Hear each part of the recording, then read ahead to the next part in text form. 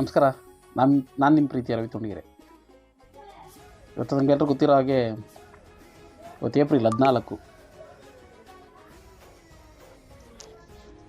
ಭಾರತದ ಸಂವಿಧಾನ ಶಿಲ್ಪಿ, ವಿಶ್ವಮಾನವ, ಭಾರತ ರತ್ನ ಡಾಕ್ಟರ್ BR ಅಂಬೇಡ್ಕರ್ ಅವರ 131ನೇ ಜಯಂತ್ಯೋತ್ಸವದ ಹೊಸ್ತಿಲಲ್ಲಿದ್ದೀವಿ ನಾವು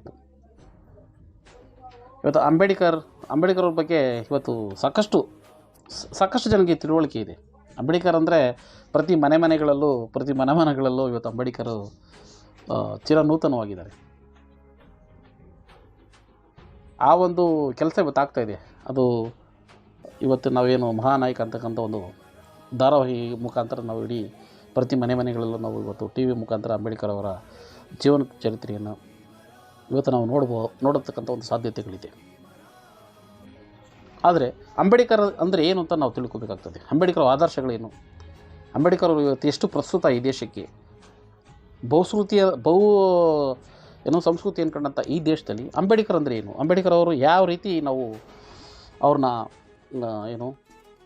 ಯಾವ ರೀತಿ ಕಾಣಬೇಕಾಗಿದೆ ಇವತ್ತು ಸಾಮಾಜಿಕವಾಗಿ, ಆರ್ಥಿಕವಾಗಿ, ಧಾರ್ಮಿಕವಾಗಿ,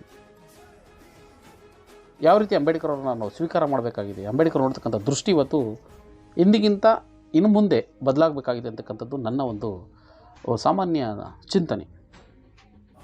ಅಂಬೇಡ್ಕರ್ ಒಂದು ಕಡೆ ಹೇಳ್ತಾರೆ, ದೇವರ ದೃಷ್ಟಿಯಲ್ಲಿ ಎಲ್ಲರೂ ಸಮಾನವರು ಅಂತಕ್ಕಂಥದ್ದು ನನಗೆ ಬೇಕಾಗಿಲ್ಲ. ದೇವರ ದೃಷ್ಟಿಯಲ್ಲಿ ಎಲ್ಲರೂ ಸಮಾನವರು ಅಂತ ಬೇಕಾಗಿಲ್ಲ. ಮನುಷ್ಯರ ದೃಷ್ಟಿಯಲ್ಲಿ ನಾವೆಲ್ಲರೂ ಸಮಾನರು ಅಂತಕ್ಕಂಥ ಒಂದು ಕನಸು, ಒಂದು ಭಾವನೆ ಬೇಕಾಗಿತ್ತು ಅಂತ ಅಂಬೇಡ್ಕರ್ ಹೇಳ್ತಾರೆ. ಇದನ್ನು ಅರ್ಥ ಮಾಡಿಕೊಂಡ್ರೆ ಸಾಕು, ಇವತ್ತಿನ ಏನು ಕಾಲಘಟ್ಟದಲ್ಲಿರ್ತಕ್ಕಂಥ ಎಲ್ಲ ಸಮುದಾಯ, ಎಲ್ಲ ತರುಣರು, ಮಹಿಳೆಯರು, ಮಕ್ಕಳು, ಪುರುಷರು ಎಲ್ಲರೂ ಕೂಡ ಜಾತ್ಯತೀತವಾಗಿ ಅರ್ಥ ಮಾಡಿಕೊಂಡ್ರೆ ಅಂಬೇಡ್ಕರ್ ಅವರು 135 ದಿನ ಪ್ರಸ್ತುತವಾಗಿರ್ತಾರೆ. ಯಾಕೆ ಅಂತಂದರೆ